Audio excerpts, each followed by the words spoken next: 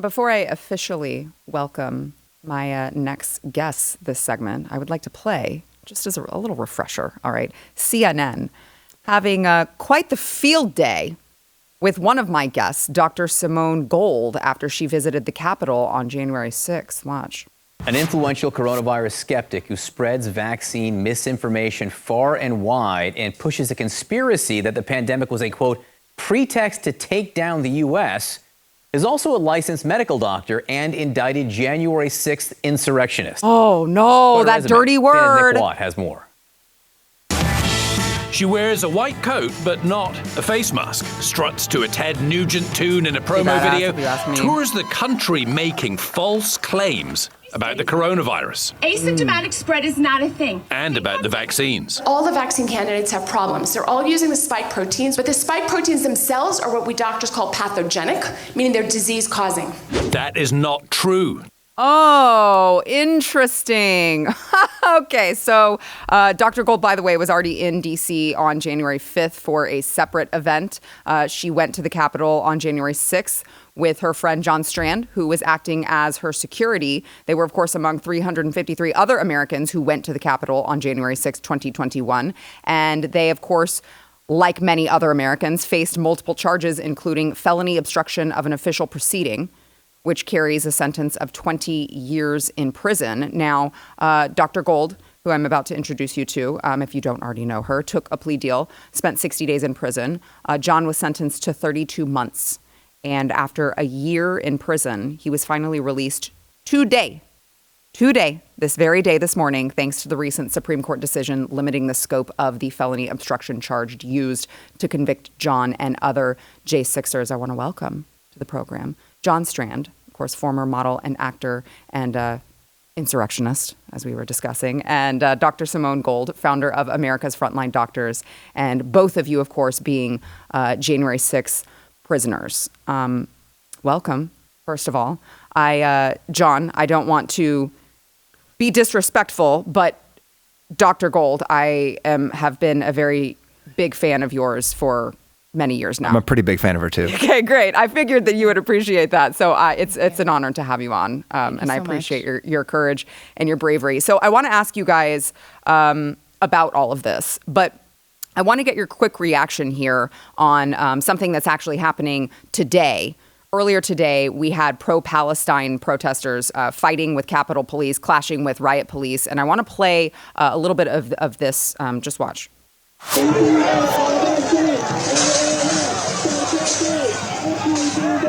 Mostly peaceful. Yeah. Right.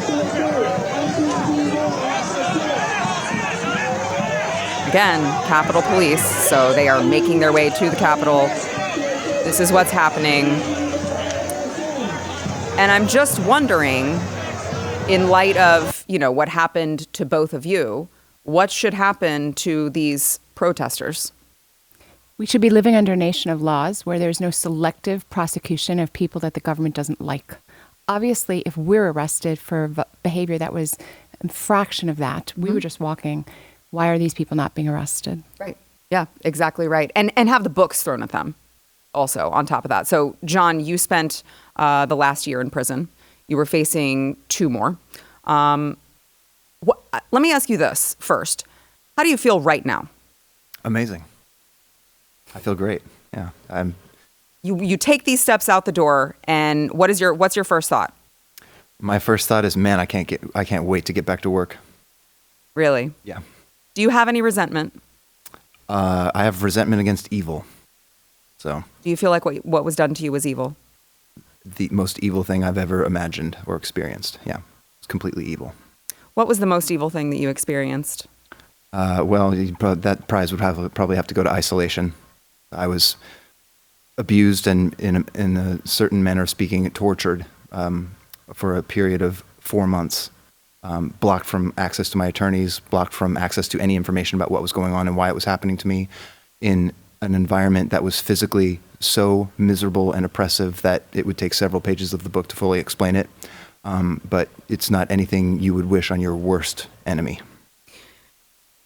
How did they get away with this? I mean, it's like, that's... Right. It's actually outrageous. So I'm a lawyer as well as a doctor. And what happened just in this specific example, not only did they throw him into isolation really for an invalid reason, he had done a media interview. You don't go to isolation for that.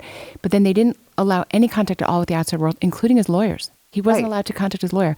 So how it happens, is that not illegal? Right. So then Congressman complained, and Congressman then went to the Bureau of Prison Directors, and then she said she'll do something about it, but then she doesn't do anything about it. So it happens because nobody is afraid that anything's going to happen to them if they do these things. It has to stop. There's no accountability in the federal government whatsoever.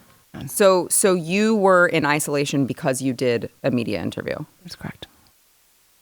So I hear a lot about the conditions, and aside from isolation, right? The conditions of some of these prisons, or at least some of the cells that some of these J6 prisoners are kept in. What were the conditions like where you were? Aside from isolation. Yeah, they're poor.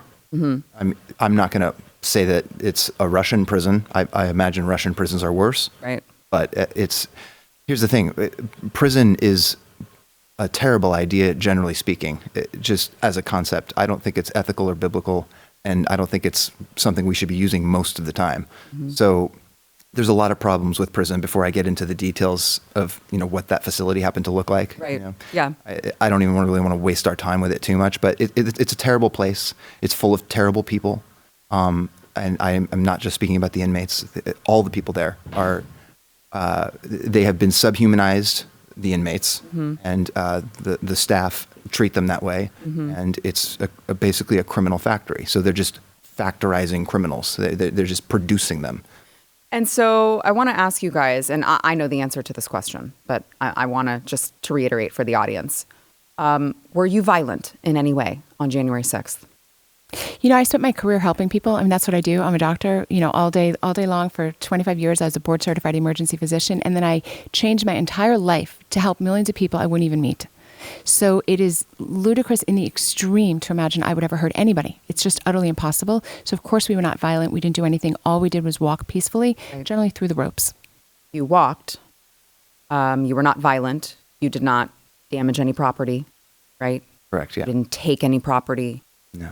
There was nothing that they could have accused you of that they would have wanted to tack on some sort of extra additional punishment because how dare you, as my friend Adam, move a lectern 30 feet and then leave. They couldn't even say that for you guys. No. Let's be clear. The judge in John Strand's trial acknowledged that he wasn't violent and hadn't done anything. Full on acknowledged it. Was full on angry that he was speaking publicly. He said it from the bench that he didn't want him to speak out. He increased the severity of the punishment to set a deterrence that no one should dare follow John Strand's example of criticizing the government.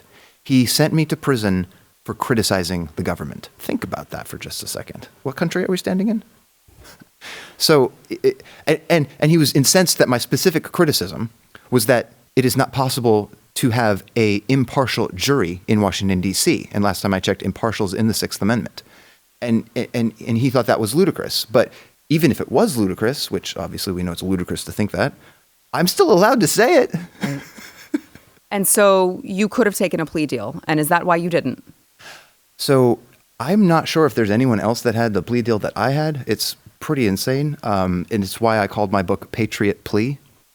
And I tell actually the whole story of where God's taken me through this journey from the start of my life through the COVID lockdowns that turned my life upside down and everyone else's, and January 6th and all of that. But they gave me a golden parachute, essentially, because they were hanging a 20-year felony, as you know, over my head with 4 misdemeanors, for good measure.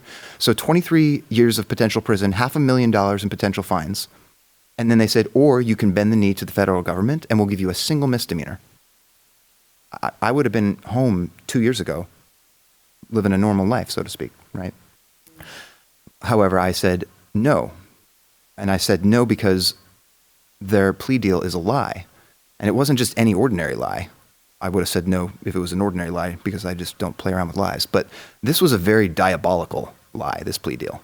This plea deal set forth a summary of events or a statement of fact that everyone swears to. And it says this all has a basis in fact, including the 20-year felony that we're going to take off. So we aren't going to charge you with it, but you're admitting to being guilty for it anyway. Right. What kind of a plea deal is that? Right. I'll tell you what kind of a plea deal it is. It's a plea deal that sets up the government to set their narrative and to destroy the civil rights of everyone that gets within 10 feet of it. And it establishes their story that there was an insurrection and these people all planned it in advance and had a criminal mindset. They fabricated criminal intent out of thin air. So, what, Dr. Gold, what was, I mean, obviously you took a plea deal for obvious reasons. You're a doctor, you have patients to see. You mentioned earlier, your entire career, you're helping people. So you had a lot of people to help. What was it like to watch your friend go through all of this? May I just tell you, it's really, people say I couldn't go through it. I said, of course you couldn't go through it. You'll never meet another person like this who was given an opportunity to do 30 days or 60 days on a single misdemeanor, instead looked the government in the eye and walked right into the fire. I couldn't do it. And I think I'm relatively brave, more brave than the average bear. I would say so. And I couldn't do it. I had a medical license and a law license, a nonprofit to lead. But in addition to that, I just didn't think I could do it. That's very, very difficult. And I have tremendous admiration for somebody who stands up and says, no, I'm not going to participate in the lie.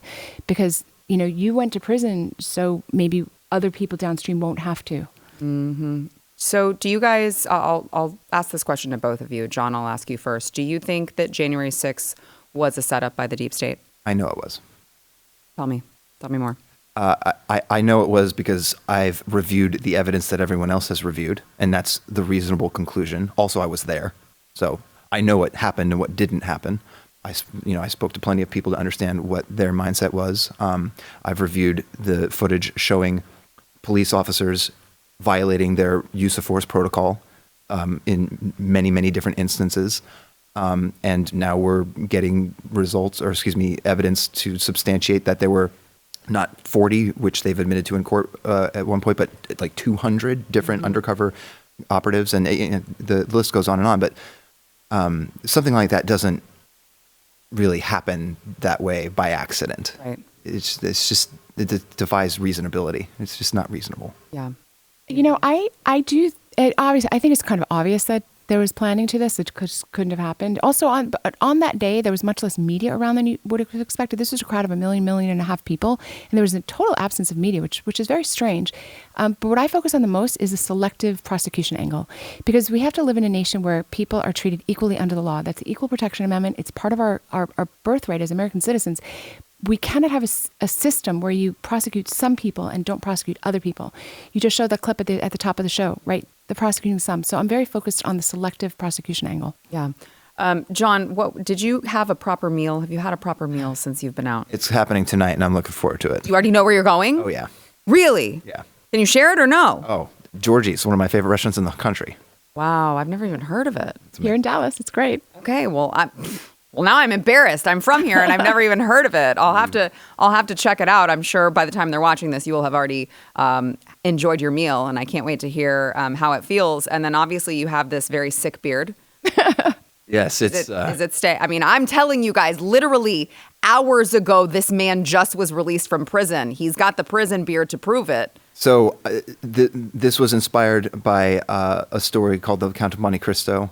And I applied it sort of as a Nazirite vow that comes from the Bible to dedicate something for a purpose.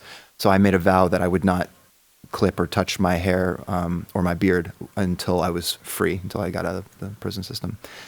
So this is a year's worth of growth, and it is what it is. But I really did want people to get a sense for how long I was put through this and what the federal government is doing to its citizens.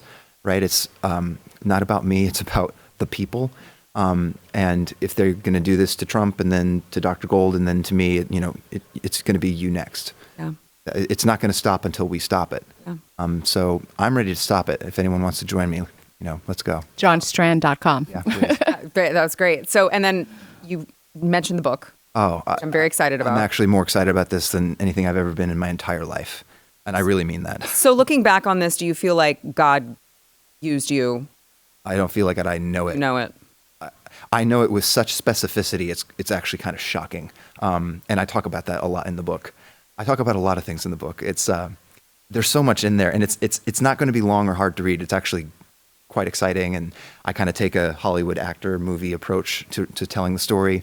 And I tell a lot more than just the story of what I went through, although that's all in there and I mean bombshell, shocking levels of detail on corruption, on weaponization, on abject abuse and torment tactics and human rights violations and just filth that there are portions of the book where you have to put it down and come back to it because it's that heavy. But I tell more than just that. I explain from what I've learned for the entire time I've been on this planet and all the things I've gone through, including this last year, to understand what does all of this stuff mean. And like I was saying before, I don't think there's too much disagreement, left, right, everyone. I think we could get universal agreement on this simple premise. There's something wrong with our country. I don't think too many people, other than Jeff Bezos and that ilk, that are like, yeah, things are great, right? Everyone's like, yeah, there's something wrong. But we all disagree on how to fix it. However, I've also noticed that we're all doing the exact same thing. And we're expecting it to change somehow. That's the definition of insanity. But everyone's doing the same thing. So I think we need to sort of reset how we're looking at the whole big picture. So johnstrand.com, when is the book coming out? That's the really big question that I don't know yet, but as soon as possible. I'd love for it to come out before the election. Yeah. If that's possible. That's pretty soon. I hope it does, because it sounds like there's a lot in there that Americans need to read. I think it would make an impact if people would read it. So yeah, well, make sure to keep up to date. johnstrand.com. Also, America's Frontline Doctors, Dr. Gold. You are truly an inspiration. Listen, I'm known as the OG anti-vaxxer around here. Nice. So always, whenever I see a doctor who knows what they're going to be called when they stand up and go against the medical industrial complex, I just have such a deep respect for that. So thank you for all that you're doing. And John, thank you for joining us. I know you've got like the media hits lined up now that you're out of prison, but I do hope that you will get a good night's sleep. Maybe, I haven't had one in a year, so that's what I was thinking. Maybe it's not tonight. You're traveling, but I can't imagine what it's been like just laying in an actual comfortable bed that maybe you can call your own and getting a good night's sleep. So I really thank you. I'll pray for that for you. Yeah, appreciate that. I think it's coming soon. So all right, make sure keep up to date with him. These interviews are so hard for me because I'm so happy that you're released, but I'm just so angry that this is being done to you guys. And so that's a good thing. Pastor Tim Keller teaches that anger is really an expression that marks what you care about most. Yeah. So of course it must be directed properly, but we need to be very angry. Yeah. Yeah, I agree.